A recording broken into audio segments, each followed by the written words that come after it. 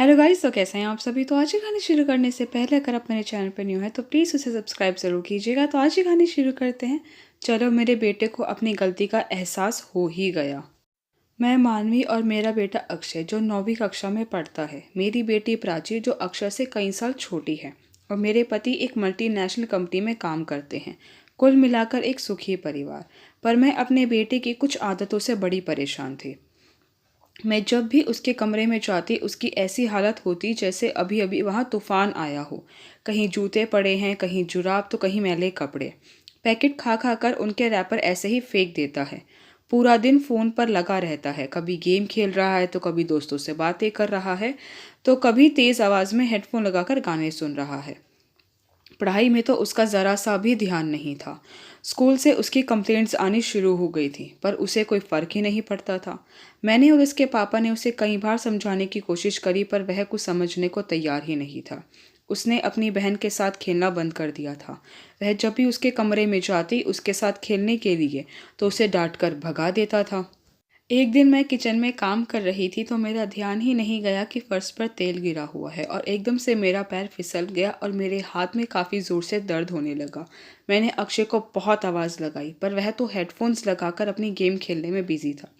मैंने बड़ी मुश्किल से जैसे तैसे अपने पति और मेरी पड़ोस में रहने वाली मेरी सहेली सुमन को फ़ोन किया। सुमन फटाफट से मेरे घर आई और मुझे हॉस्पिटल लेकर गई, और मेरे पति सीधे हॉस्पिटल आ गए थे।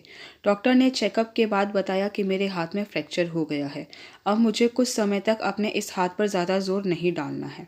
यह सब देखकर इनका गुस्सा 7वें आसमान पर था कि अक्षय इतना लापरवाह कैसे हो सकता है। अगर कोई और बड़ी बात हो जाती तो मैं कैसे सब संभालता।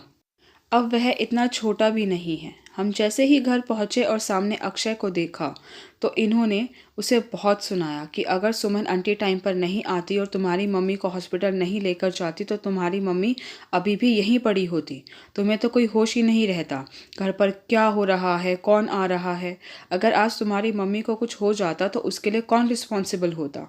अक्षय को अपनी गलती रियलाइज़ हो रही होती है। वह मुझसे और अपने पापा से माफ़ी मांगता है, पर वो कहते हैं ना, कोई भी आदत हो इतनी जल्दी नहीं छूटती।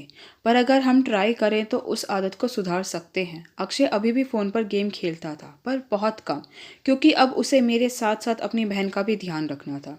मेड खाना बनाकर चली जाती थी तो मुझे और अपनी बहन को वह खाना परोस कर देना, अपनी बहन को खाना खिलाना, पार्क में घुमाने ले जाना, स्कूल का होमवर्क करवाना, धुले हुए कपड़ों को तय करके अलमारी में सेट करके रखना, बाजार से जाकर सामान लेकर आना। उसका पूरा दिन हमारे साथ कैसे बीत जाता था उसे पता ही नहीं चलता था। अक्षय धीरे धीरे हमारे पहले वाला अक्षय बनता जा रहा था, जो अपना सारा समय हमारे साथ बिताता था, हमसे अपनी बातें शेयर करता था। अब वह अपनी पढ़ाई पर भी ध्यान देने लगा था। और यह सब देखकर मैं और उसके पापा बहुत खुश थे कि चलो, देर आए पर दुरुस्त आए।